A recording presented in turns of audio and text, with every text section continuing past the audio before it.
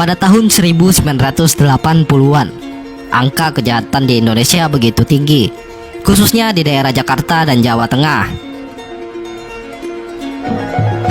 Saya jadi pasukan, Pak masih menjadi pasukan, saya jaga keamanan Tanjung Burung, Banyak Garong. Nah ini penembak misterius, anak tembak perintahnya Presiden Soeharto. Pemerintahan Orde Baru pada saat itu melakukan operasi rahasia agar kasus kejahatan diturunkan. Mereka menangkap dan menghilangkan nyawa para preman, perampok, gali, atau orang-orang yang dianggap mengganggu ketentraman masyarakat. Sempat mendapat penghargaan dari Presiden Soeharto karena terbukti efektif dalam menurunkan kasus kejahatan. Operasi ini pun menciptakan kontroversi karena banyak pelaku kriminalitas yang meregang nyawa di tangan Petrus. Pada tahun 1983 misalnya, ada 532 orang tewas karena luka tembakan. Karena penembaknya belum diketahui, operasi ini dikenal dengan istilah Petrus, penembakan misterius. Salah satu peristiwa Petrus ini terjadi di Yogyakarta. Dilansir dari laman Historia, peristiwa Petrus di Yogyakarta bermula saat Komandan Kodim Yogyakarta, Letkol M. Hasbi melancarkan operasi pemberantasan kejahatan OPK yang awalnya diklaim hanya untuk pendataan para pelaku kriminal. Namun, ternyata pendataan itu berubah menjadi proses penangkapan secara semena-mena. Saya nggak takut. Jadi salat Isya itu 4 rakaat, baru 2 rakaat saya sudah ditunggu, sudah ditodong dulu. Tapi tak selesaikan sampai habis. Terus baru ditanya, siapa ini? Saya Pak. Namanya siapa? Ridwan. Ya ini orangnya. Pada waktu itu, orang-orang yang dianggap sebagai gali atau gabungan anak liar maupun preman dilaporkan hilang dan kemudian ditemukan tak bernyawa. Rata-rata dari mereka mengalami luka tembak.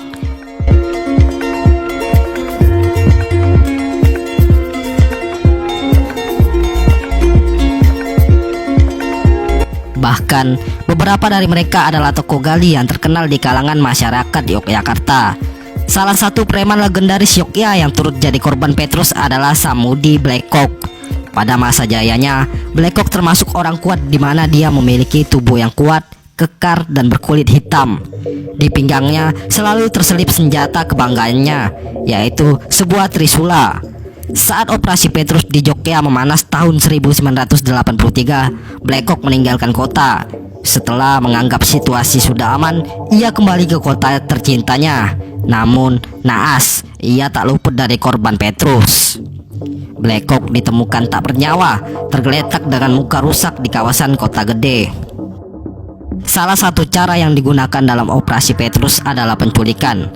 Para gali, preman, atau pelaku kejahatan itu menjadi korban penghilangan orang secara paksa dengan cara dijemput orang tak dikenal dari rumah.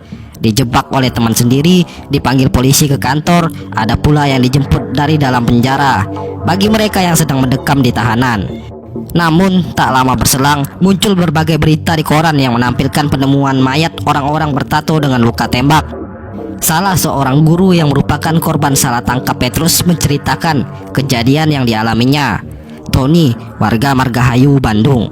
Pada tahun 1980-an, Tony menjadi korban salah tangkap para Petrus. Pada suatu malam, Tony dikejutkan dengan kedatangan sejumlah pria yang memaksanya masuk ke dalam mobil Land Rover.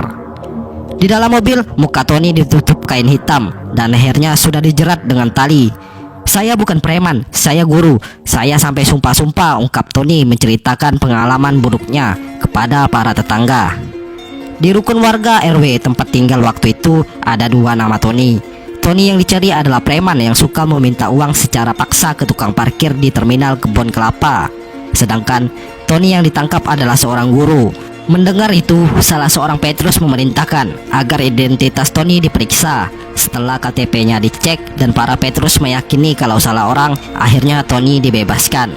"Saya dibuang di Cikole sekitar 16 km dari Margahayu dengan tangan diikat," ujarnya. Beberapa bulan setelah kejadian itu, Tony yang dicari-cari ditemukan tak bernyawa di pinggir jalan kota Bandung dengan penuh luka tembakan. Warga meyakini si tukang palak itu tewas di tangan para penembak misterius. Akibat tekanan ini, banyak preman yang akhirnya memilih menyerahkan diri pada aparat. Letkol Hasbi dalam sebuah pertemuan mencatat jumlah preman yang telah melaporkan diri hingga Mei 1983 adalah 441 orang. Mereka menyerahkan diri karena ketakutan bakalan menjadi target Petrus selanjutnya. Tujuannya bukan untuk menyalahkan si A si B kalau sekarang, tapi bagaimana kita bisa belajar dari peristiwa seperti itu. Kalau bangsa ini, negara ini dikelola tidak pernah belajar dari peristiwa seperti itu, akan terjadi terulang ya. Masyarakat juga menganggap bahwa melakukan tindakan seperti itu kepada warga negara ya biasa saja, padahal itu dilarang oleh undang-undang. Komnas HAM melalui Yosep Adi Prasetyo menyebutkan, berdasarkan hasil penyelidikan oleh tim yang dibentuknya, peristiwa Petrus melibatkan TNI, Polri, Garnisun, dan pejabat sipil lainnya. Sejauh hasil penyelidikannya, pihak yang menjadi korban Petrus adalah mereka yang dianggap memiliki masalah dengan hukum atau dianggap meresahkan masyarakat, seperti copet, preman, residivis, ataupun orang-orang yang memiliki ciri memiliki tato di tubuhnya. Adi Prasetyo mengatakan, jumlah korban dari peristiwa penembakan misterius tahun 1982 sampai 1985 mencapai 10.000 orang. Data tersebut ia kutip dari penelitian David Borcher yang berjudul Crime Law and State Authority in Indonesia pada tahun 1990 yang diterjemahkan oleh Arif Budiman. Sedangkan dari pengaduan yang diterima oleh Komnas HAM, jumlah korban mencapai 2.000 orang lebih. Masalah Petrus waktu itu memang jadi berita hangat. Ada yang pro dan kontra, baik dari kalangan hukum, politisi, sampai pemegang kekuasaan. Amnesty International pun juga mengirimkan surat untuk menanyakan kebijakan pemerintahan Indonesia ini. Pada akhirnya, Petrus diakhiri pada tahun 1985 karena banyak mendapat perdebatan pendapat dan tekanan dari internasional, dan angka kriminalitas pun semakin naik.